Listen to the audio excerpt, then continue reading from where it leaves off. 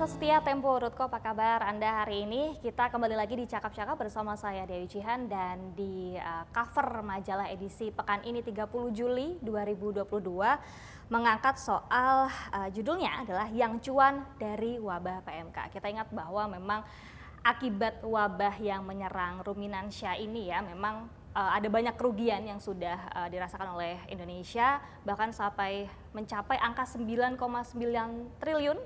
Terus kemudian juga sudah ada sekitar lebih dari 400.000 hewan ternak ruminansia yang mati hingga data 28 Juli 2022. Dan kita akan membahas lebih jauh soal isu yang diangkat oleh Tempo tentang siapa sebetulnya yang cuan dari wabah PMK. Bersama saya di sini sudah ada Bang Erwan Hermawan ya? Ya, Bang Erwan Hermawan. Baik. Ya, Mbak Jihan. Ini salah satu wartawan Tempo yang di edisi ini menulis, mengulas, melakukan liputan, reportase langsung dan menghasilkan tulisan seperti yang teman-teman bisa baca langsung di majalah.tempo.co, di majalah digital ataupun teman-teman juga bisa membaca majalah cetaknya ya di edisi pekan ini. Nah, Bang Erwan, yang cuan dari wabah PMK ini ya. Mungkin sebelum kita ngobrol lebih jauh tentang temuan-temuan Tempo begitu, mungkin boleh dijelaskan kira-kira kenapa pada akhirnya Tempo ini mengangkat soal isu ini, siapa yang cuan dari wabah PMK, dan temuan awal apa yang Tempo punya ketika itu. Terima kasih Mbak Jihan. Jadi Tempo ini kan selalu bergerak di ruang-ruang publik ya, sehingga apa yang kita lakukan, apa yang kita liput adalah terkait dengan kepentingan publik. Tentu wabah PMK ini berpengaruh, berdampak terhadap publik, terutama ya dunia peternakan ya. Jadi seperti yang Mbak Jihan bilang tadi, kerugian yang tercatat oleh Kementerian Pertanian per tahun itu adalah 9,9 triliun. Dan itu cukup besar sekali ya. Hal-hal yang seperti inilah yang membuat kami tergerak. Ini sebetulnya ada apa sih di balik dengan wabah PMK ini? Lalu kemudian siapa sih yang kira-kira yang diuntungkan oleh wabah PMK ini? Karena polanya sama gitu dengan COVID-19 ya yang menyerang Indonesia ya. Jadi selalu ada orang-orang atau pihak-pihak yang diuntungkan di balik wabah, di balik kedaruratan, termasuk dengan wabah PMK ini. Setelah kami telusuri memang ada kira-kira seperti itu. Jadi kami menelusuri itu hampir 2 bulan lah, hampir 2 bulan. Dari bulan apa tuh, Bang? Untuk artinya di bulan Mei ya. Mei. Ya. Ketika wabah PMK yang lagi ganas-ganasnya bulan Mei, bulan Juni. Iya, Mei. Jadi kami kasakusuk ke sana sini siapa sih kira-kira yang akan diuntungkan, karena memang asumsi kami pasti ya yang akan diuntungkan itu adalah orang yang bergerak di dunia kesehatan. Kalau dalam ini adalah obat hewan berarti kan. Betul. Karena yang paling penting yang akan didatangkan itu adalah vaksin. Yang kedua adalah ketika melihat harga daging saat itu kok stagnan gitu loh. Di angka dan mahal kira-kira kayak gitu. Memang itu kan hukum ekonomi ya, ketika pasokan dalam negerinya kurang karena wabah PMK, tentu akan berdampak terhadap harga kayak gitu. Nah, pasti yang akan diuntungkan itu adalah importir daging. Jadi asumsi kami ada 2 pelaku itu yang akan diuntungkan oleh wabah PMK, dan memang ternyata benar seperti itu ya. Seperti yang kami temukan, memang awalnya sangat kesulitan kami mendapatkan, terutama yang importir vaksin. Ketika kami kasakusuk ke sana sini, mulai dari asosiasi, mulai dari teman-teman yang di dalam internal ya di Ragunan, lalu kemudian ke pemain-pemain obat, itu kok rasanya belum ada gitu loh orang-orang yang mau ada sebetulnya tapi tertutup. Belum terbuka gitu orang-orang mau berbicara terhadap kami, terhadap Tempo, siapa saja sih yang mau memasukkan vaksin ke Kementan. Sampai kemudian kami menemui satu titik terang gitu. Jadi kami ketemu, kenalan dengan berbicara gitulah. Kenalan dengan pengusaha impor vaksin itu, dan dia mau bercerita. Dari situlah informasi itu terbuka. Saya dari dia dihubungkan ke perusahaan lain, dari perusahaan ini dihubungkan dengan yang lain. Dari situlah kami mendapatkan informasi-informasi itu, dan ketika kami validasi dan memang benar. Jadi ada 5 perusahaan importir yang ditetapkan oleh importir vaksin yang ditetapkan oleh pemerintah untuk mendatangkan vaksin sebanyak 60,6 juta dosis sampai akhir tahun dari 17 perusahaan. Oke. Jadi seperti itu sih info awalnya sehingga kami bergerak yang seperti saya bilang Tempo ini bergerak di ruang publik. Tentu PMK ini adalah Ya, hajatnya publik, berdampak terhadap publik dan anggaran untuk menanggulangi wabah PMK ini juga menggunakan dana publik. betul. Seperti itu. Baik, baik. Nah, bicara tadi sudah disinggung sedikit sama Bang Erwan ya soal vaksin. Pemerintah sendiri ini menargetkan angka tadi 60,6 juta dosis. Ya. Tapi sekarang yang terhitung sampai Juli 2022 itu baru 755.000 dosis. Ya, Bang. ya. Itu masih jauh sekali dari target awal pemerintah. Itu bagaimana sih prosesnya? Ya, ini sebetulnya problem juga ya. Makanya di dalam tulisan kami, di dalam tulisan opini, kemudian di dalam sebelum-sebelumnya juga kan kita pernah liputan wabah PMK, itu pemerintah terkesan cenderung lamban ya, cenderung lamban dalam menangani wabah PMK ini. Seperti yang Mbak bilang tadi, dari data vaksin saja kok belum didistribusikan secara menyeluruh, secara masif gitu ke para peternak yang memelihara sapi yang sehat ya, seperti itu. Nah sebetulnya Indonesia itu sudah kebagian 3 juta dosis, sudah mendatangkan 3 juta dosis yang didatangkan oleh Boehringer Ingelheim dari Prancis, sebanyak 3 juta dosis, dan yang baru terdistribusikan itu baru 700, artinya kan masih banyak tuh. Lalu kemudian 3 juta dosis ini dirasa masih kurang karena kebutuhannya itu adalah 60 juta. Lebih, ya. 60 juta, tapi kalau kata pemerintah sampai September itu adalah 29 juta. Taruhlah misalnya 60 juta, 3 juta dosis. Artinya belum sampai 10%-nya. Ya. Dan sementara sekarang meskipun misalnya secara pemberitaan itu tidak begitu masif lagi wabah PMK ini, tapi kan banyak sekali yang terdampak oleh wabah virus PMK ini, virus yang menyerang penyakit kuku dan mulut. Jadi banyak sekali ketika kami wawancara ke daerah dan lain-lain ya, terutama ke peternak, ada yang rugi puluhan juta. Dan itu bukan petani-petani besar semacam kayak peternak-peternak besar semacam kayak feedlotter ya. Feedlotter itu kan peternak yang menggemukkan perusahaan, misalnya impor dari mana atau beli dari lokal digemukkan kayak gitu. Nah ini kan yang terkena itu paling yang punya 1-2 biji gitu. Apalagi momen Idul Adha kemarin persis, ya. yang punya 1 sapi, 2 sapi yang itu sebenarnya sumber kehidupan mereka, tapi kemudian terkena wabah lalu dijual murah dan itu kan sangat berdampak bagi mereka.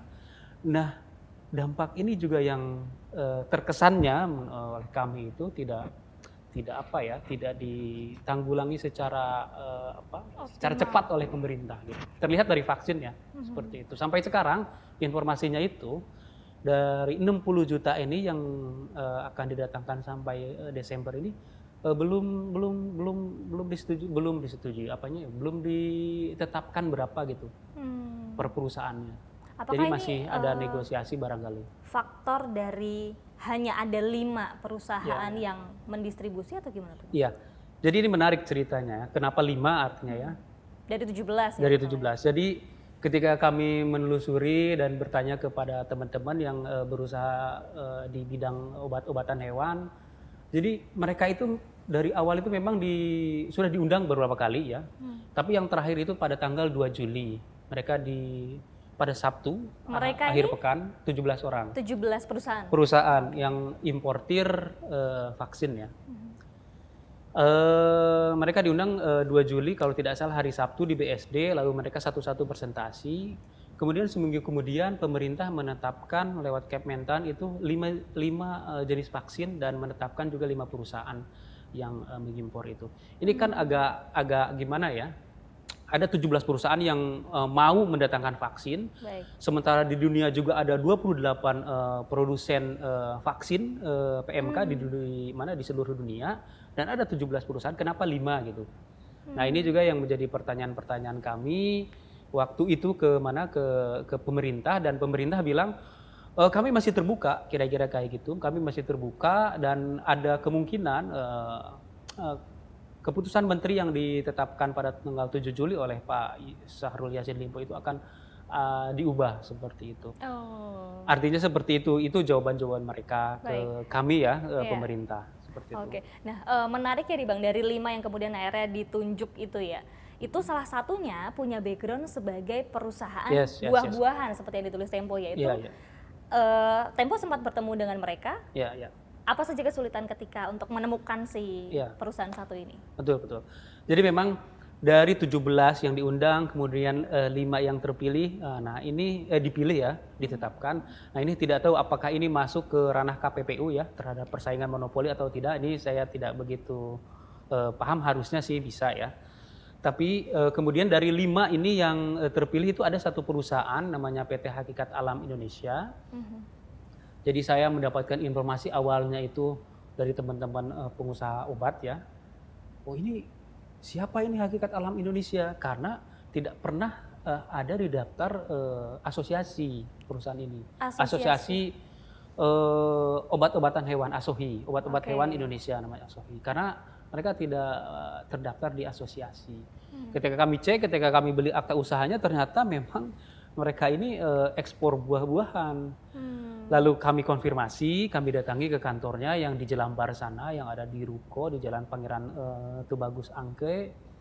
Itu memang rukonya ini lagi direnovasi ke sana, kami ke sana lagi direnovasi, lalu kemudian ketemu dengan salah satu pemiliknya, pemegang saham yang paling 10%, Pak Nur Sahid Wirajaya.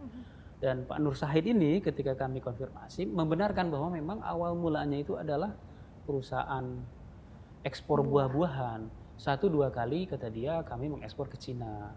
Tapi karena buah-buahannya itu bisnis yang riskan, cepat busuk dan lain-lain, akhirnya dihentikan lah. Kira-kira seperti itu. Perusahaan ini menarik berdiri pada tahun 2018, lalu diubah pada tanggal 8 Juni 2022. Artinya baru banget. waktu lalu ya. Baru banget. Berarti ketika wabah PMK yang lagi happening banget nih, lagi memporak-porandakan lah peternakan Indonesia. 8 Juni itu kan baru kemarin, sebulan lalu kan kira-kira gitu. Betul.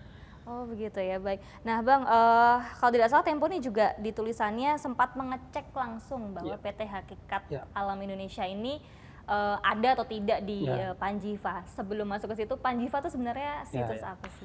Jadi Panjiva ini kan sebetulnya semacam platform yang isinya data ekspor impor seluruh komoditas. Jadi apapun tuh ya. Apapun itu. Jadi ketika kamu butuh apapun ada di situ, terutama untuk data supply chain. Karena kami terutama di Desinvestigasi selalu melihat supply chain-nya, mulai dari soal liputan kami soal nikel, kemudian liputan kami soal CPO, lalu dan lain-lain lah kira-kira. Karena itu akan penting supaya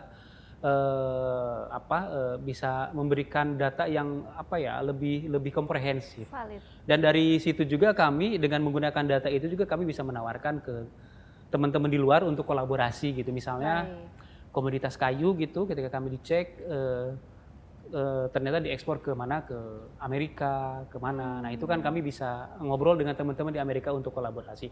Nah Panjiva itu salah satu tools untuk melihat supply chain seperti itu. Apapun komoditasnya ada di situ. Nah sebetulnya Tempo bisa mengakses Panjiva itu, tapi mahal, Mbak. Baik. Mahal, dan saya dan yang punya, yang setahu saya yang sekarang itu yang punya itu hanya cuma Greenpeace Indonesia. Nah kebetulan kami punya hubungan baik lah dengan Greenpeace Indonesia karena sering bekerja sama. Jadi kami minta tolong untuk mengecek PT Hakikat itu di Panjiva. Temuannya? Dan tidak ada sama sekali data terikot ya.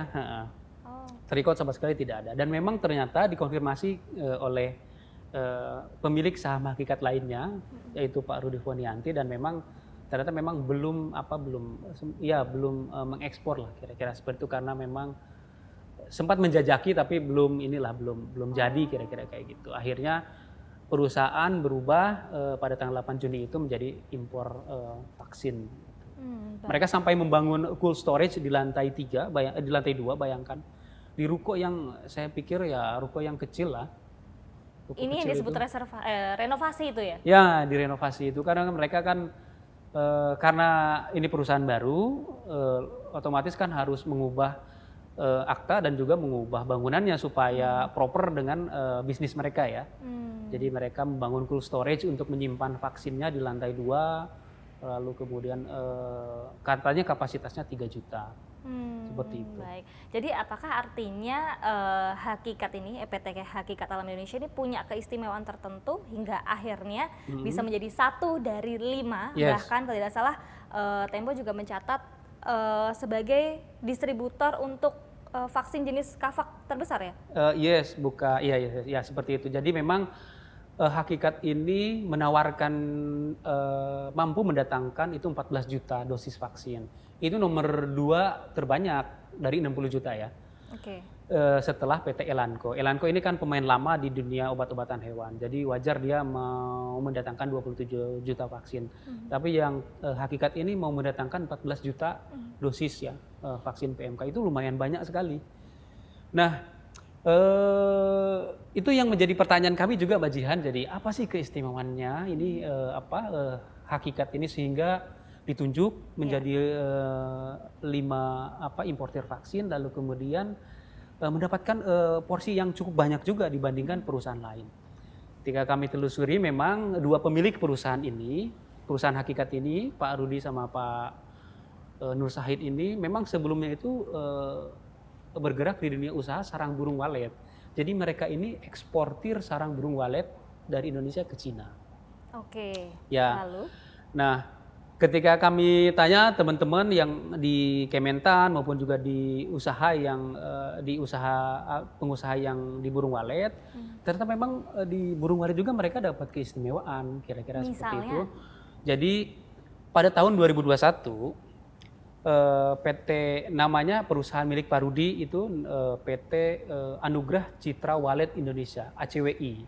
Itu mendapatkan kuota ekspor itu 10 juta ton untuk ekspor sarang burung walet.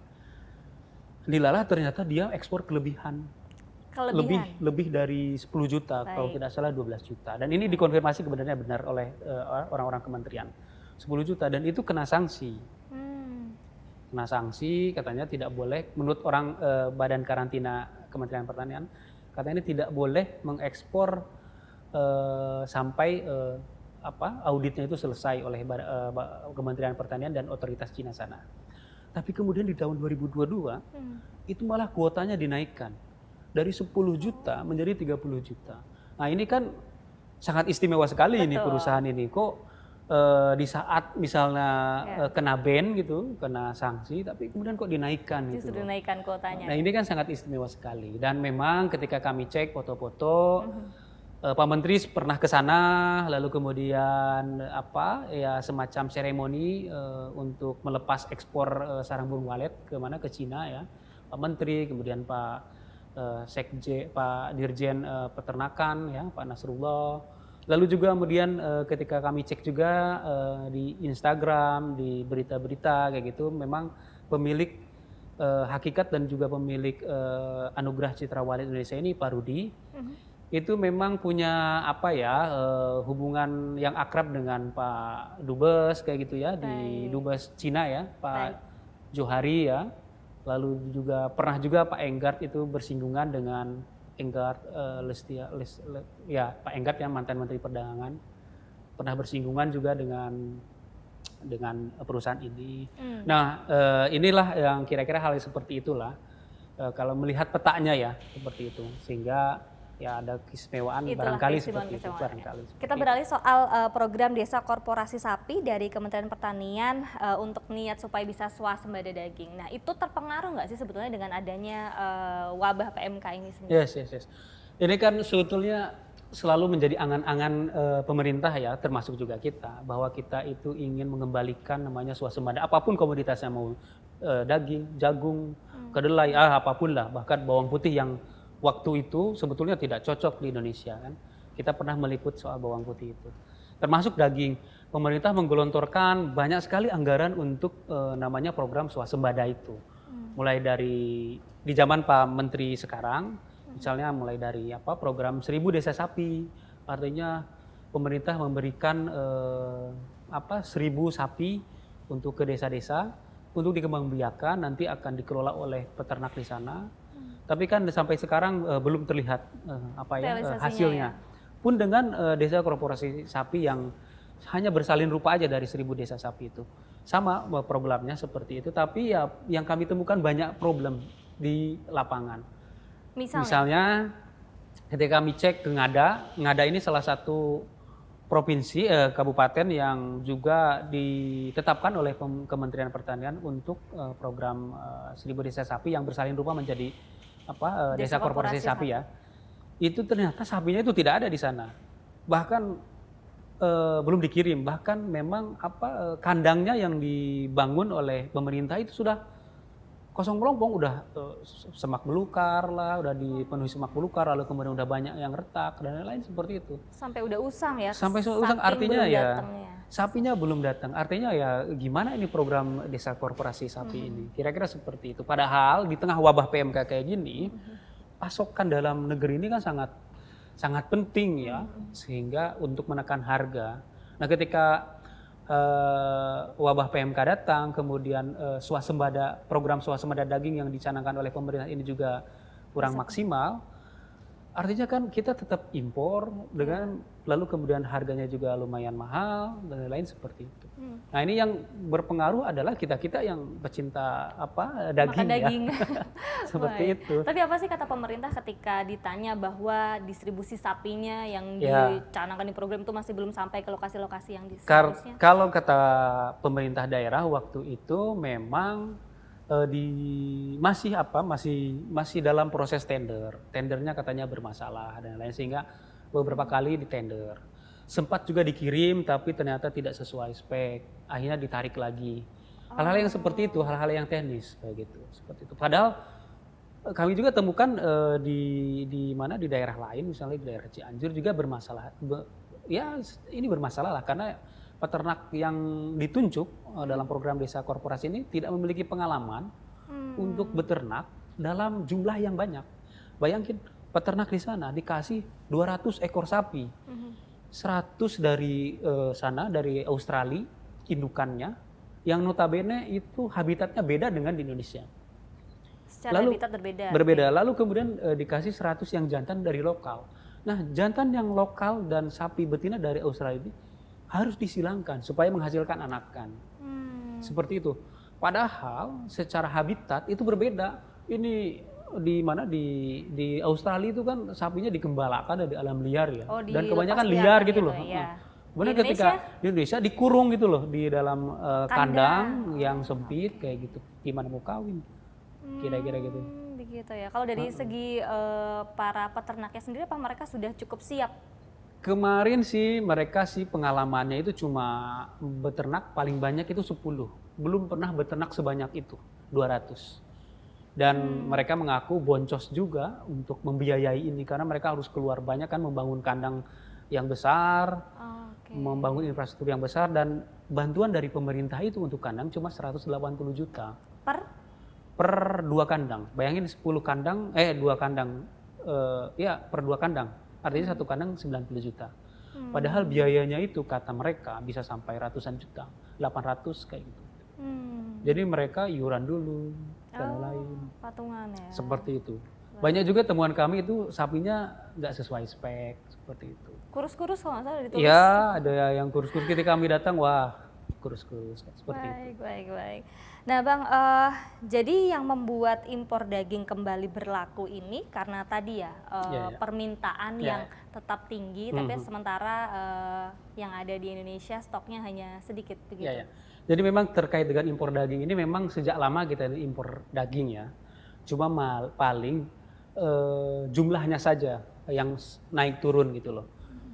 Nah karena PMK ini berpengaruh terhadap pasokan daging lokal, otomatis kan lebih banyak pasokan impor daging. Secara hukum alam seperti itu. Dan ketika kami cek, benar juga nih data persetujuan impor dagingnya, benar juga ini ternyata naik gitu dibandingkan tahun lalu. Signifikan?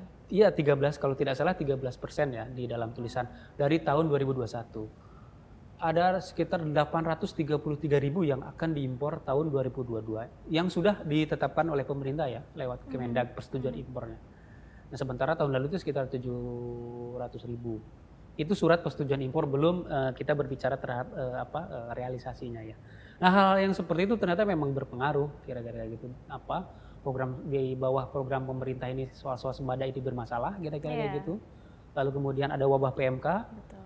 impor juga naik. Bukan hanya impor daging aja, tapi impor sapi utuh, kerbau naik juga.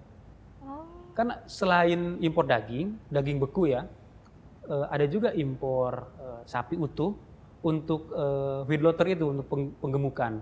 Jadi diimpor dari Australia, dari mana kayak gitu, dari kerbau dari India misalnya, itu digemukan di Indonesia. Nah, ada asosiasinya namanya Asosiasi Feedlotter. itu Jadi juga digemukan. angkanya meningkat, Bang? Angkanya meningkat. Nah, ya, saya lupa persis datanya, tapi ketika kami cek itu meningkat. Kerbau juga sangat meningkat, kira-kira kayak gitu. Wow. Artinya banyak sekali yang diuntungkan dari Ada beberapa pihak ya? wabah, ya dari wabah PMK ini. Kira-kira seperti itu sih, Pak. Baik, baik. Jadi kesimpulannya itu ya, ada beberapa pihak yang kemudian menjadi untung Yes. dengan adanya wabah penyakit mulut dan kuku yang Ya. menyerang ternak ruminansia ini sendiri. Baik, terima kasih banyak Bang Oke. Erwan Hermawan, dan buat pemirsa yang pengen banget membaca secara detail kira-kira seperti apa fakta-fakta atau temuan-temuan dari Tempo, teman-teman bisa baca langsung di majalah.tempo.co. Bagi yang ingin membaca secara digital bisa langsung ini ya, download aplikasinya atau membeli cetaknya langsung untuk bisa tadi cerita-ceritanya Bang Ya. Erwan ini bisa dibaca lebih detail seperti apa kurang lebihnya, dan juga data-data yang kami temukan di majalah tersebut. Baik, akhir kata saya Dewi Jihan akan ketemu kalian lagi tentunya di Cakap-Cakap edisi selanjutnya. Sampai jumpa.